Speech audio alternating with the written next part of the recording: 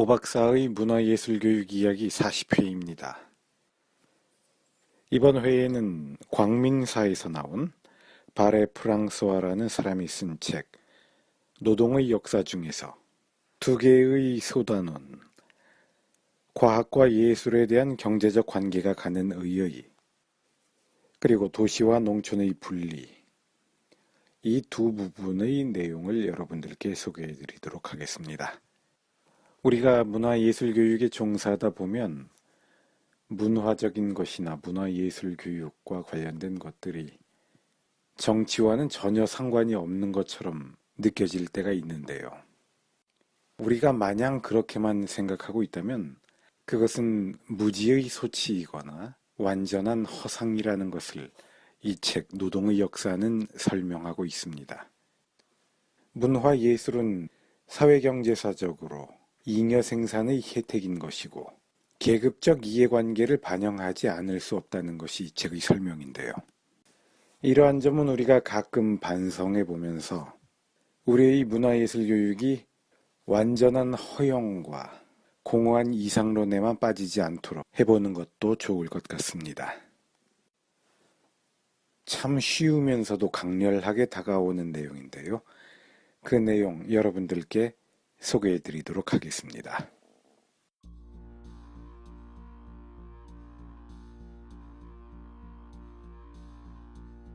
과학과 예술에 대한 경제적 관계가 갖는 의의.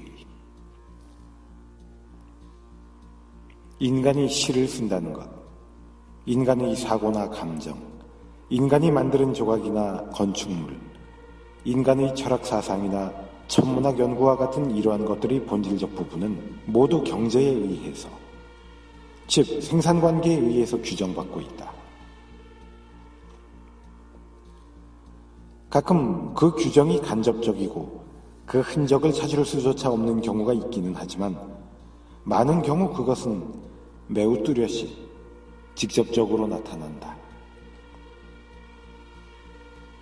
인간의 역사를 배우는 데 있어서 이 점은 매우 중요한 것이다.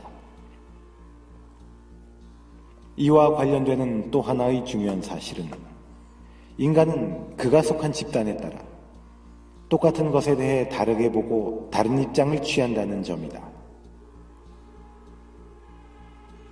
같은 사과를 보고 아름답다고 느끼는 집단도 있고 배를 채울 수 있는 것으로 보는 집단도 있다.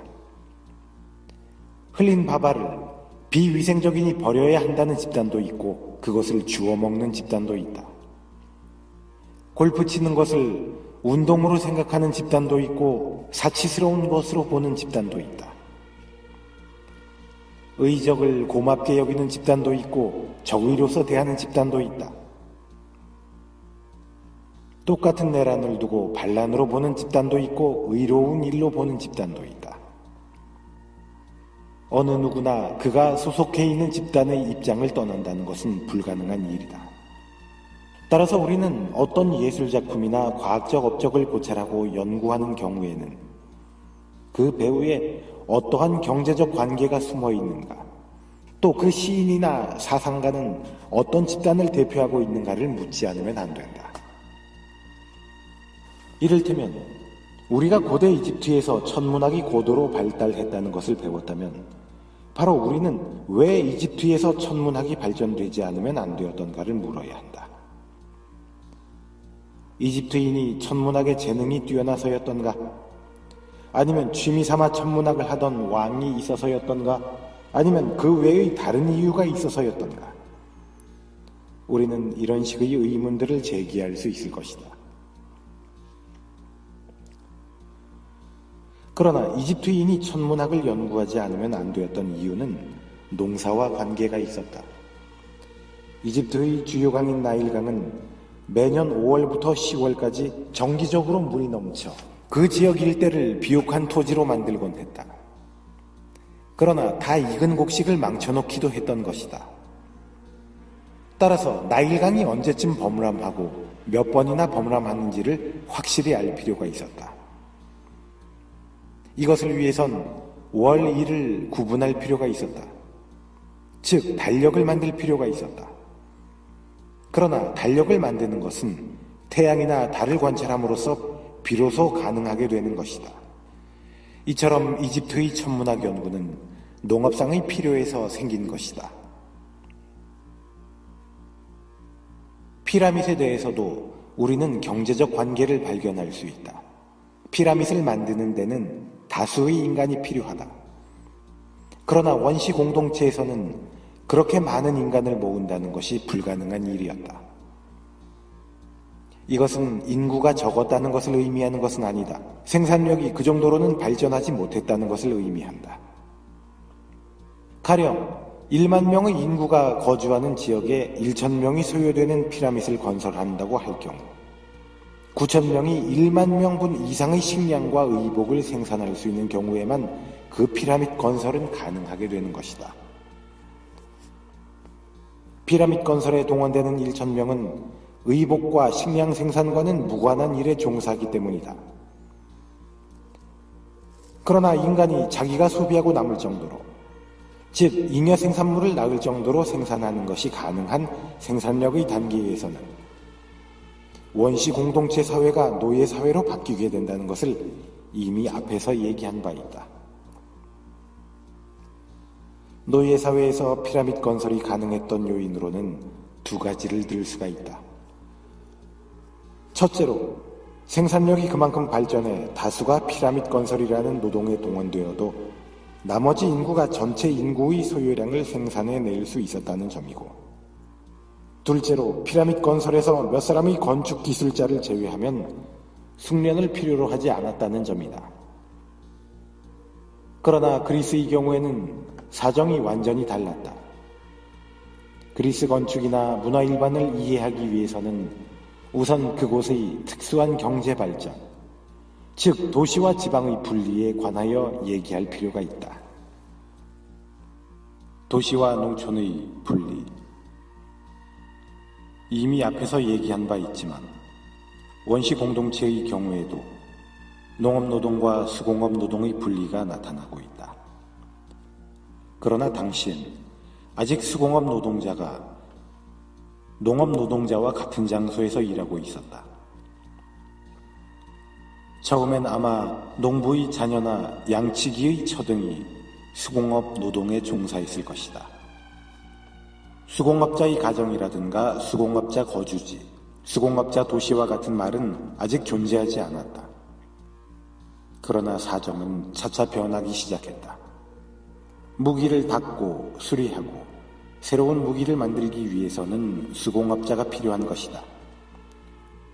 따라서 수공업자는 성 내부나 근처에 거주하게 된다. 이렇게 하여 농부나 양치기가 살고 있는 커다란村락 속에는 수공업자의 마을이 따로 생기게 되었다. 때로는 거래가 용이한 장소, 즉 시장터로 되기에 적합한 장소, 예를 들어 두 개의 강이 만나는 곳. 시장터로 되기에 적합한 장소에는 시장을 보호하기 위한 성이 만들어지는 경우가 있다. 이 경우엔 수공업자는 자기가 만든 물건을 쉽게 팔기 위해 시장터 근처에 거주하게 되는 것이다. 이런 과정을 통해 또는 이와는 다른 과정을 통해 우선 성이 만들어지고 다음엔 도시가 성립하기 시작한다. 이곳에는 차차 수공업자들이 모여들게 되는 것이다. 수공업자가 차차 증가하게 되면 그들은 전문화, 분업도 할 수 있게 된다. 예를 들어 사람이 한 사람밖에 없는 곳에서 칼을 만들 경우엔 그 사람은 칼과 칼집 그리고 가죽고리를 처음부터 끝까지 혼자서 다 만들어야 할 것이다. 그러나 사람이 많이 모이게 되면 서로 분담을 해 칼만 만드는 사람, 칼집을 만드는 사람, 가죽고리를 만드는 사람으로 나뉘어 일을 할 수가 있게 될 것이다. 일의 분담으로 사람들은 자기가 맡은 일에만 숙달하면 되기 때문에 일에 쉽게 숙련될 수 있고 작업이 바뀜에 따라 드는 시간 낭비를 막을 수 있게 되어 도구의 기계화를 가능케 하는 길을 열어주기도 한다. 즉 전문화의 결과 생산성이나 작업 능률이 향상되게 되는 것이다.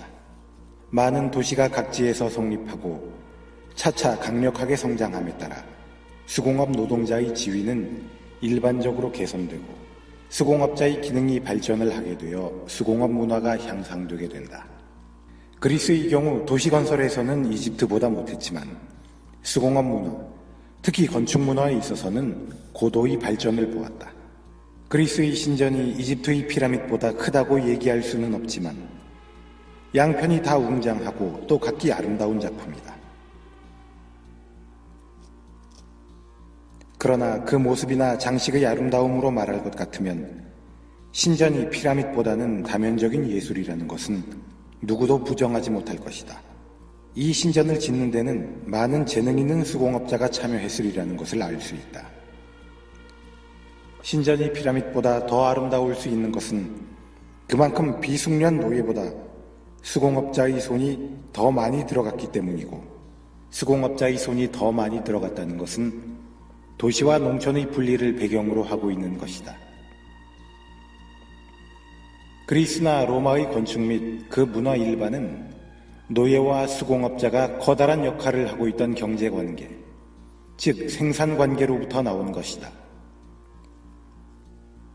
예를 들면 그리스의 에렉데이오는 16명의 노예, 35명의 시민권이 없는 자유로운 외국인, 즉 메데케, 그리고 20명의 자유시민인 수공업자의 손으로 기원전 40년경에 지어졌다.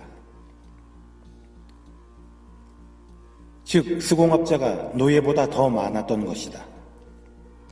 이러한 사정은 무기 제작, 의복, 기타 많은 물건의 경우에서도 동일하다. 이 문제를 검토하기 위해 그리스의 대도시였던 코린트의 대수공업 공장, 즉 매뉴팩처를 보기로 하자.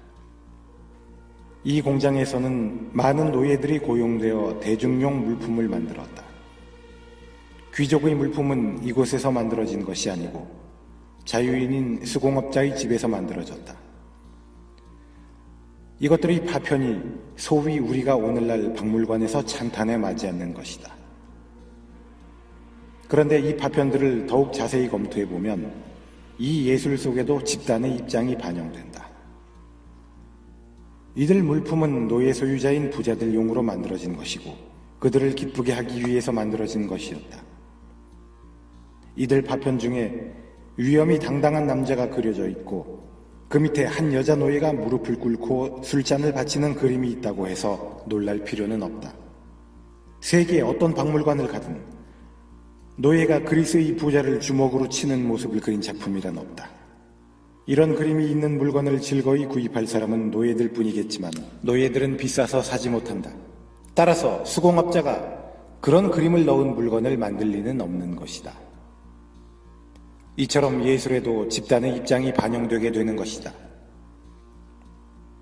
우리는 인간이 상호 대립하는 두 개의 집단으로 분리되기 시작하는 노예제 사회로의 이 행기에 집단 간의 대립이 어떻게 문화를 규정해 왔던가를 일리아드 속에서 찾아낼 수 있다. 오랜 기간 동안 그리스인은 트로이를 포위했지만 아직 아무런 성과도 얻지 못했다.